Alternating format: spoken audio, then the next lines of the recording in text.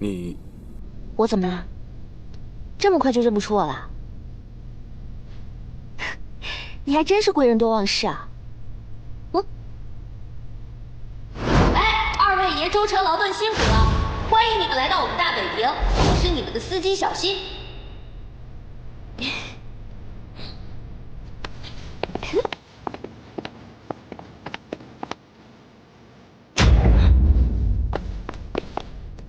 你在这儿干嘛？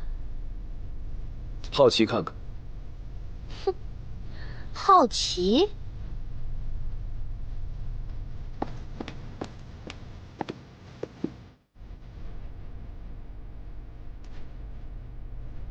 你再不放我出去的话，他们很快就会找上来的。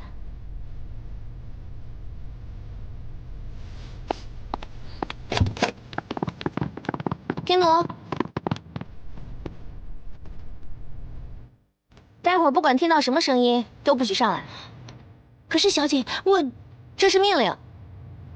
是。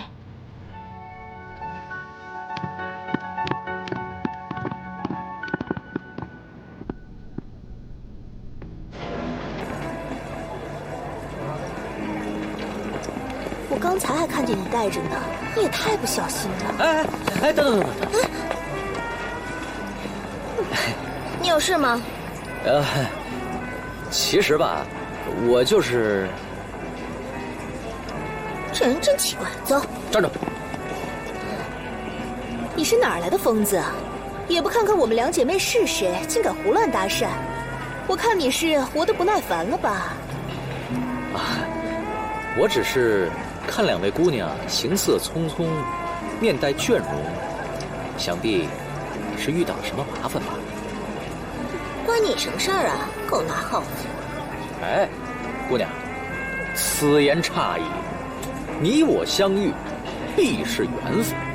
我看你眉间浊气上升，脸上乌云遮盖，嘿，一定是失道，或者有破财的迹象。你是算命的？纯属爱好，爱好而已。那你能算出来我东西丢在哪儿了吗？可否借姑娘你的玉手一看？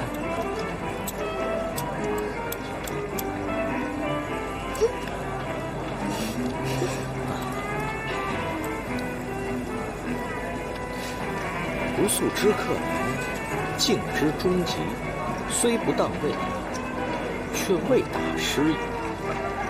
姑娘，这卦象显示，姑娘东西没丢啊，应该是落在某个地方。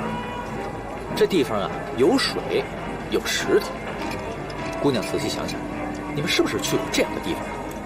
或者说，洗手的时候把东西摘下来忘了拿了？我妹妹丢的确实是玉镯，这你都能算出来，真是厉害。啊，我知道了，一定是后院的假山附近，我下午刚去过那儿。就是那儿了，就是那儿了。多谢大师指点迷津，等我找到了东西啊，一定有重谢。不客气，不客气，不客气。姑娘快去找吧，迟则生变了。是，我得抓紧去了，这要是被旁人捡了去，我可要心疼死了。姑娘快去，多谢大师。不敢当，不敢当，客气客气。走吧。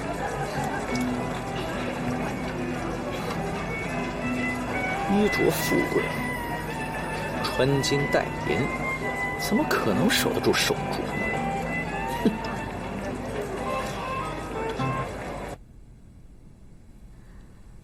彭三边，我心悦饭店敬你如上宾，没想到你不但不知足，反而还入室行窃。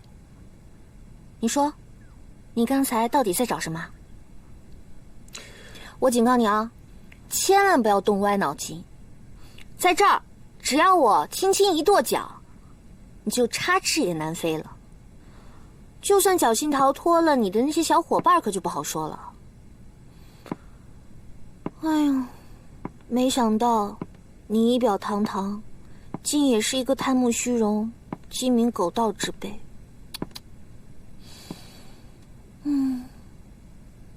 小姐，你误会我了，我并不是你想的那样的，我是有苦衷的。真的吗？嗯。那我给你一个机会，你解释清楚。我千里迢迢来到北平，是为了找药。我舍弟的爱人得了重病，必须要找到这个药，才能把他救好。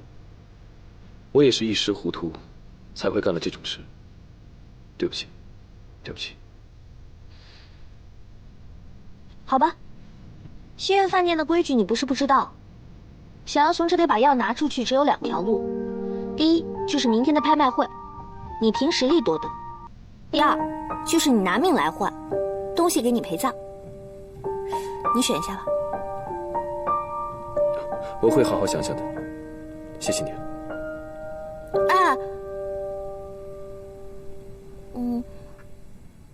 你真的只是为药而来啊？是啊。行，走吧，走吧，走吧。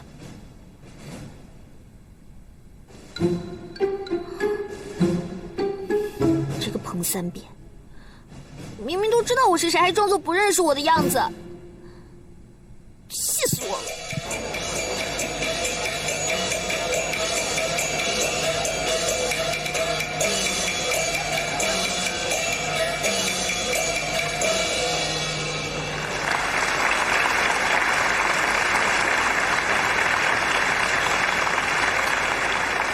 还没下，会不会出什么意外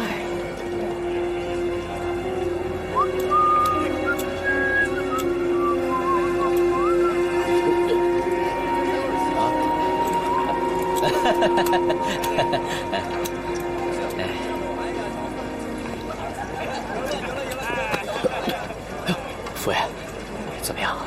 回去再说。好。小姐，刚刚发生什么事了？给我盯紧那个彭三边，还有他身边那个随从。有什么消息，第一时间告诉我。是。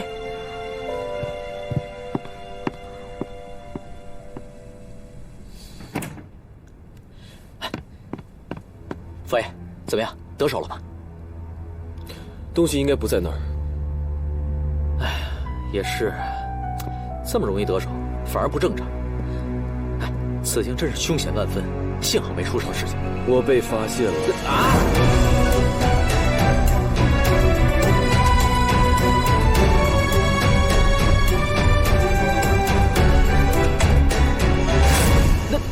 那你跟他们交手了？有没有受伤啊，佛爷？没有。发现我的人没有表明身份。如果我没有猜错的话，能住在新月饭店顶层。听奴，待会儿不管听到什么声音，都不许上来。可是小姐，这是命令。并让听奴听命于他的，应该就是传闻中新月饭店老板的千金，就是接我们来饭店的司机小弟。二位爷辛苦了，欢迎你们来到我们大北平，我是你们的司机小新。我们现在即刻前往新月饭店，路上大概需要半个时辰，你们可以在路上稍作休息，或者沿途看看街景。哎，她是个女的呀。她是新月饭店的人，却不告发我，我也猜不透她在想什么。哎呀，这个千金小姐，怎么总是出现在我们周围呢？看她的样子，跟彭三边也不像是旧相识。难道我们是有什么情报疏漏了？我也不知道。哎，药既然不在藏宝阁，那必定是在其他地方被严加看管起来了。哎，傅爷，那咱们接下来该怎么做呀？偷肯定是行不通的，剩下最后一条路，拍卖会，光明正大的买。哎呀，看样子，这回咱们真得出点血了。今天我还看到日本人了，日本人也来了。奶奶的，他们真是阴魂不散。他们来这个拍卖会，肯定不是为了那几件小玩意，是冲着最后的3味药来的。他们来凑什么热闹？真是的，一帮土鳖，他们懂中医吗？切！佛爷，那我们带的银条够不够啊？哇，我的妈呀！佛爷，你真是大手笔啊！必须要探一探他们的虚实，不能坐以待毙。小姐，不好了不好了，门口有人要硬闯。那把他轰出去不就行了？有什么大惊小怪的？可是门外那个人自称是咱们未来的姑爷，叫彭三鞭。啊？小姐，有2个彭三鞭，其中肯定有一个是假的。外面这个说的颇有几分道理，还愿意当面对质，而里面那个确实奇怪了。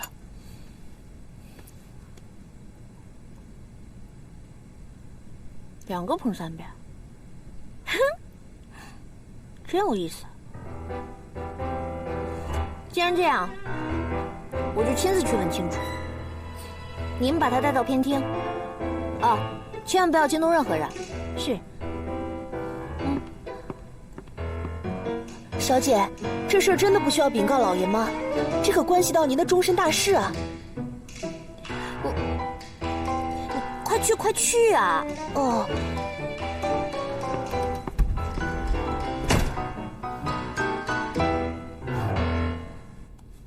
这什么狗屁规矩啊！老子跟你们说了多少遍了，老子才是真正的西北彭三鞭。老子在来的火车上，明铁被2个小毛贼给偷了。奶奶的，其中一个还是长沙名角儿，叫二月红。我告诉你们，他们来新月饭店一定图谋不轨，心怀叵测。什么戏子二月红？没见过。你见过吗？没见过。嘿，我告诉你们，他们肯定在新月饭店。我这个彭三鞭如假包换，我可以当面和那2个人对质的，以证我的清白。你们管事的人呢，把你们当家的叫出来。这就是我们的少当家。少当家，只听说这新月饭店老板有一位掌上明珠，从来没听说还有位公子啊。哼，让您见笑了。我是尹大老板的表侄，代理他打理一些琐事，称不上什么少当家。哦，原来是这样。在下西北彭三鞭，咱也不用客气，以后呢都是一家人了啊。听说你路上失窃了，丢了名帖，敢问你还有什么能证明自己身份的东西吗？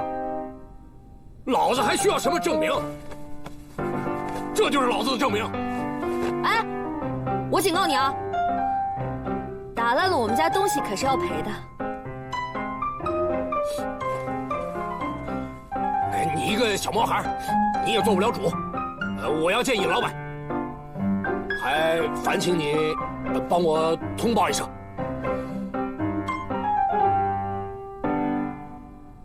哦，我现在去通报。你们2个好好招呼他。请。不客气。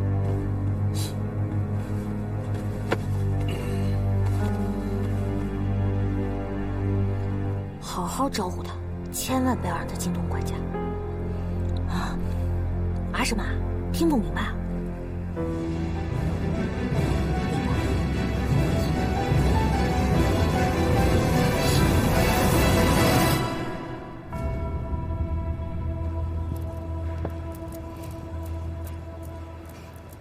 各位贵宾，本轮的第2件拍品出自于宋朝的香炉双龙挂耳，现在竞拍开始。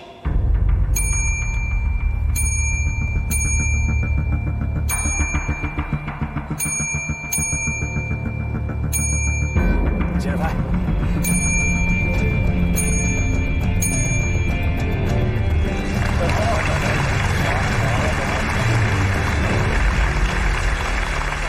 第1轮的拍卖到此结束，各位稍事休息，稍后将进行第2轮拍卖。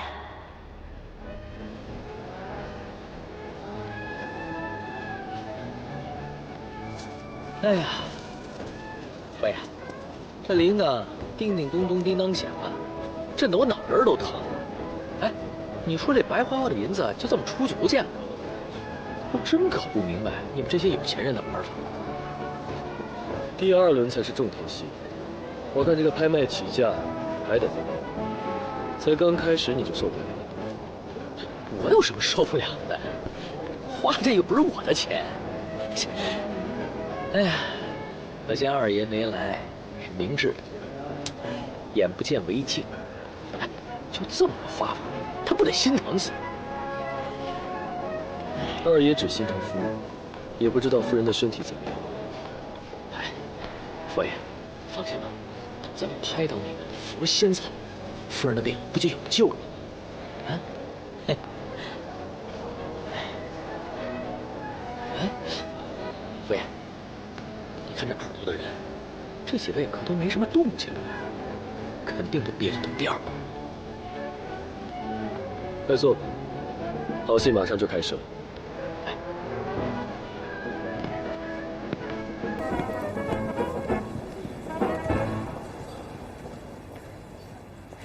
各位贵宾，本次第2轮拍卖还有一个特殊的含义。本轮共有3件拍品，这3件拍品不仅十分特殊和珍贵，而且关系到新月饭店继承人尹新月小姐和西北彭三边先生的联姻大事。如果彭先生能拍得其中1件拍品的话，那将视为新月饭店尹氏与彭先生联姻的第1份彩礼。让我们预祝彭先生能顺利拍得拍品。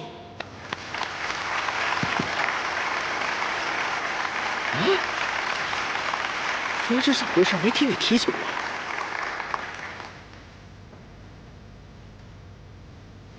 嘿，这细细想来，我们也不吃亏呀。既得了这味药，还白送了一个嫂子。嘿嘿。开玩笑，开玩笑。原来如此，你知道啊？你还记得我们刚到车站时接我们的牌子上写的屈如梅？啊，当时我就在想，这首诗用于新月饭店是不是略显小气了些？原来还有这么一个意思。新月屈如梅，未有团圆意。红豆不堪看，白眼相思泪。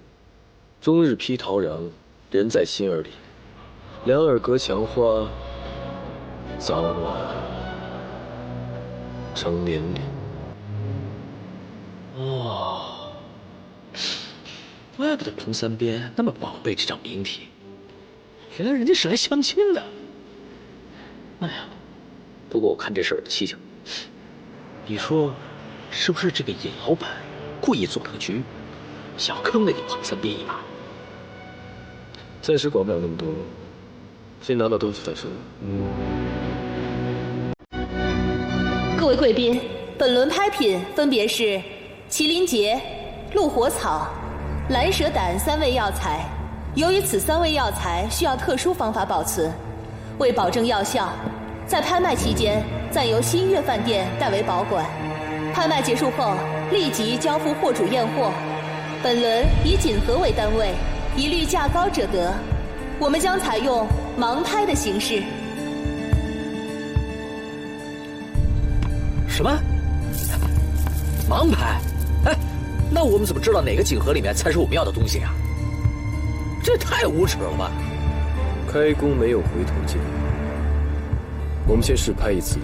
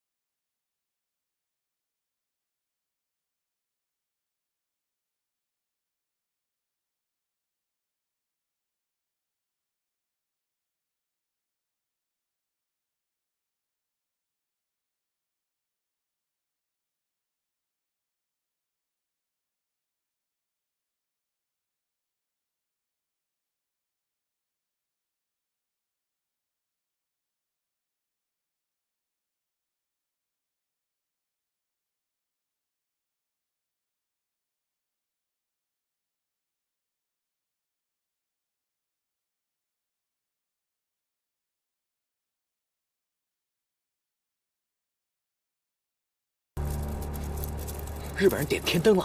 点天灯是什么意思？这个点天灯啊，在拍卖行里是包场子的意思。无论这一轮卖的是什么东西，出到什么价，都由这个点天灯的人来出钱。你的意思，这锦盒就归他们了，是吗？哎呀，是这意思。不过什么？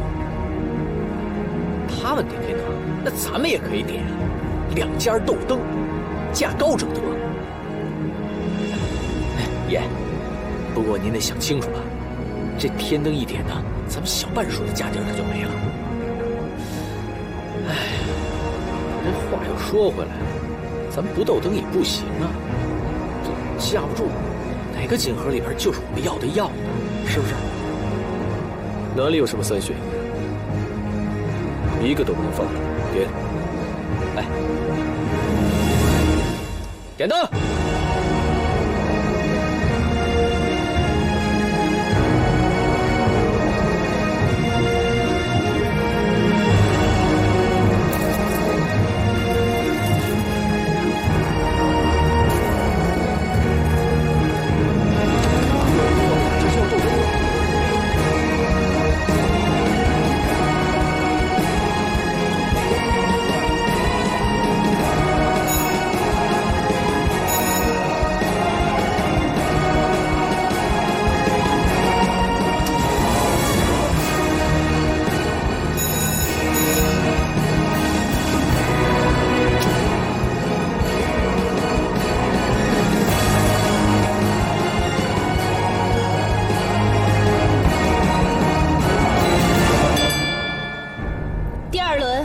拍品，价高者得。恭喜彭三爷双喜临门。哎呀，赢了日本人就是过瘾。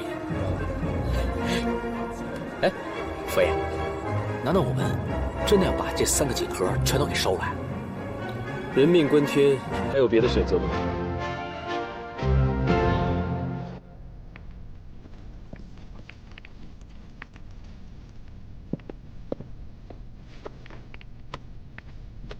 彭三爷，这儿有热茶，您喝着。我们主子很快就到，您好好休息，我先告退了。嗯。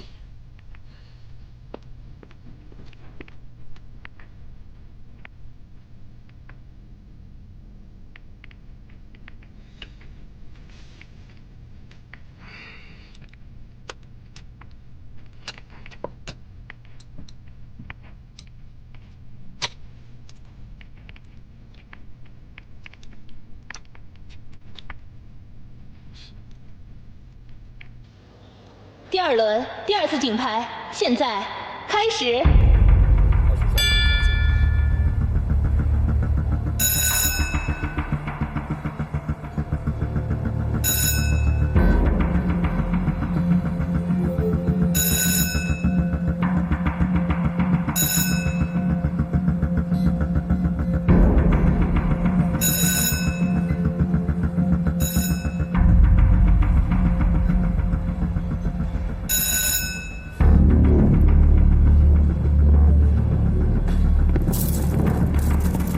点天灯，他们到底是想干什么？是为了买药，还是有其他的目的？这彭三边跟日本人无冤无仇，他们不应该是冲着咱们来的呀。他们自己也说了，就是想拍下来，转手卖个高价吧。一旦锦盒落入日本人的手里，再想拿回来，可不是花钱这么简单的了。点灯，又点，点灯，哎，真够行的。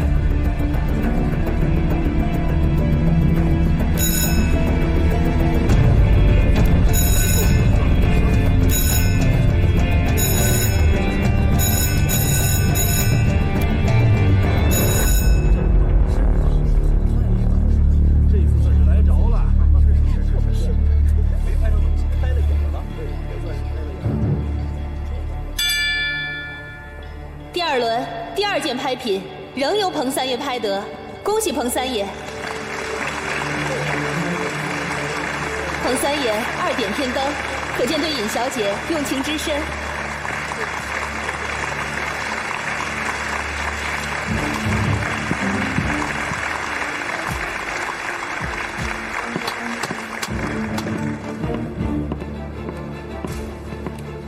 彭三爷，打扰了，我们是来提醒您一下，您在本店的担保金额已达到上限，如果您不能提高担保金额，您将失去本轮的竞拍资格。知道了。好的。爷，咱们这次玩大了。立即通知长沙方面，我家里还有东西，继续筹钱。哎，这已经是长沙4家最大的银行一起担保的金额了。就算你家再有东西，一时半会儿也找不到有能力担保的银行。找九爷，让他回9门想办法。哦，有道理，我这就去。主持人，我想要求拍卖暂停半个小时。好，由于彭先生资金上出现了一些问题，应彭先生的要求，我们暂停半个小时，请各位稍事休息。谢谢。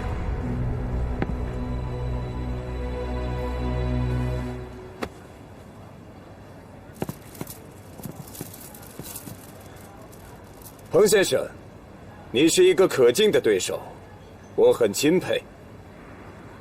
但是，我觉得还是有必要奉劝你一句：放弃最后这个几何，保住仅剩的一点家产，也许日后你还可以东山再起。这位先生，我一心求要，奈何受制于盲拍的规则，只得准备散尽家财。我不知道阁下为何阻挠我，是怪我挡了阁下的财路，还是在为自己刚才举棋不定错失了机会，找我撒撒气呀？你们中国人有句古话叫“识时务者为俊杰”。这尹老板怎么还做？我本以为彭先生是聪明人，会做出最合理的判断。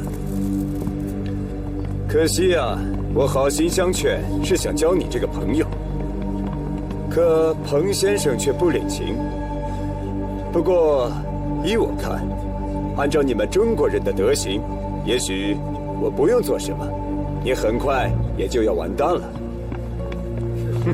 你不要以为你对中国的文化很了解，我们中国还有句古话，来而不往非礼也，意思就是说，你我之间的交往，有来有回才有意思。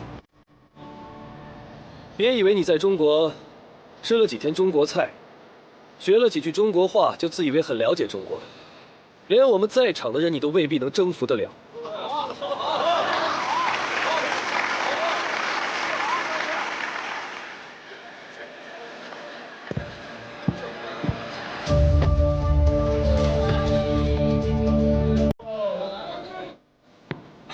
这帮人平常在长沙为非作歹也就算了，现在还跑到别人的地盘去逞英雄。哎，苦了我！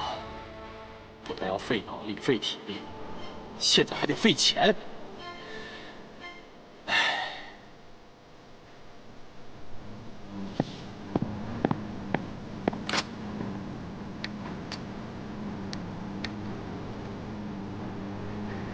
喂。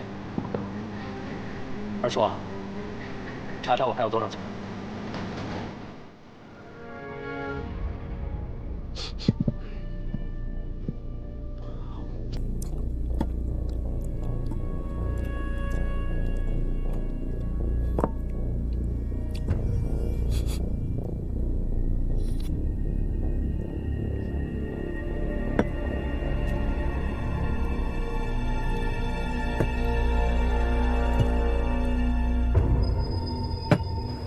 算命的，你别走啊！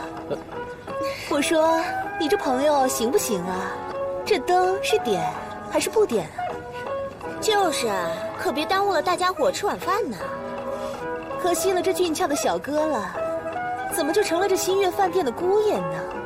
哎，我可听说这尹新月可是出了名的母老虎。哎，可惜呀，可惜。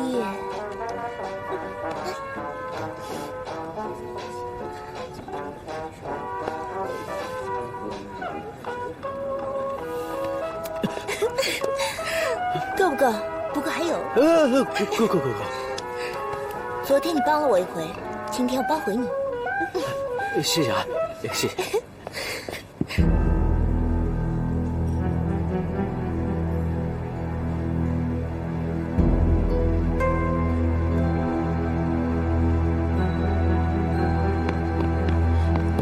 爷，九爷已经为我们找到了一家愿意担保的银行了。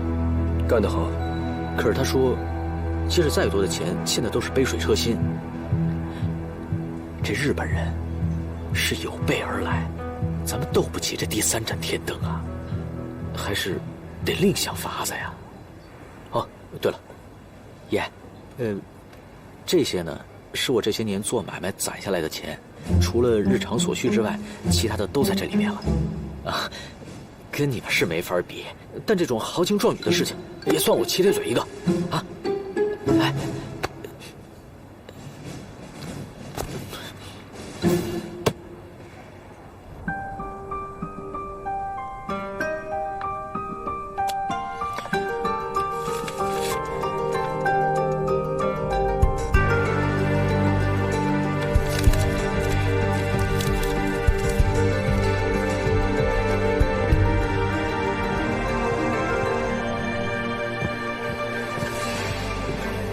九爷，马上把这封信用电报发给日本商业监察会的部下去。是，九爷。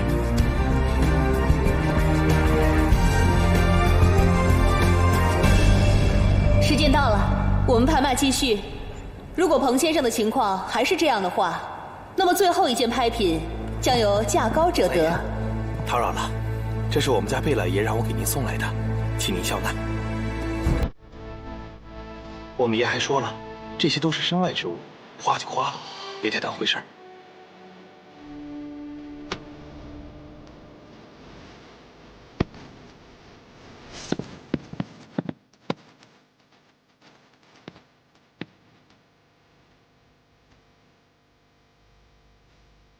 主持人，我们可以继续了。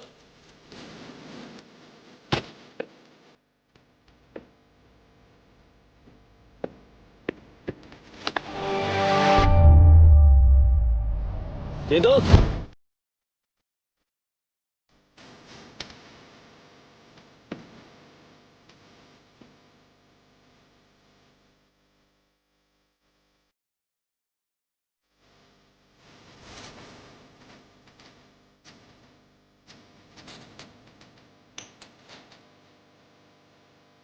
在这里还能看到连点2盏天灯的盛况，可谓是前所未有，真是罕见的。日本总商会居然停止了资金供应，为什么会这样？可能是这次投资风险过大，总部不予通过，暂时冻结所有流动资金，只能等您亲自去解释了。哎，爷，这日本人怎么没什么动静啊？看样子九爷的法子是用对了，断了对方的资金链。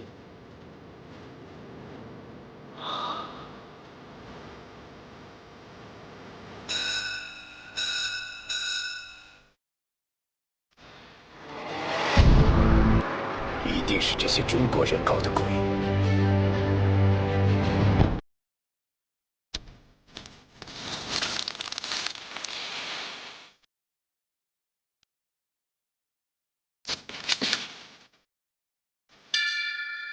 本轮最后一件拍品由彭三边先生拍得，恭喜彭先生！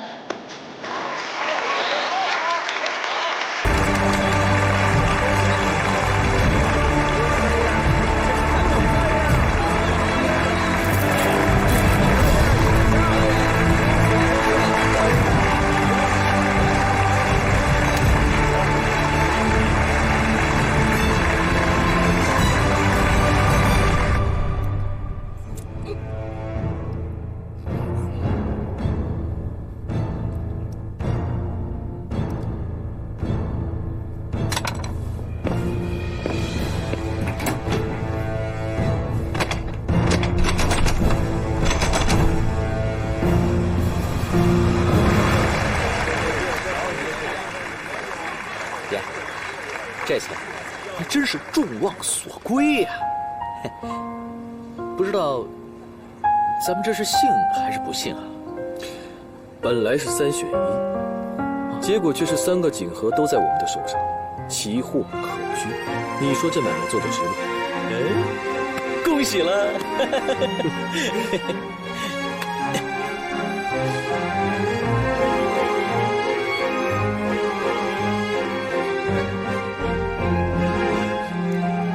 走吧，去找二爷。哦，先生，我们先生，我们星月饭店的规矩，拍到的东西要在你们离开饭店的时候才能奉上。什么？那我们刚才的……既然星月饭店有这个规矩，我们理当遵守。佛爷，我们的身份是不是被发现了？应该还没有，可能他们真有这样的规矩。100年老店进深一点也是应该的啊。那现在怎么办啊？唱完这出戏。我看你也只有这样了。现在的架势，我们想闯也闯不出去呀。恭喜彭三爷获得这3味药材，恭喜恭喜！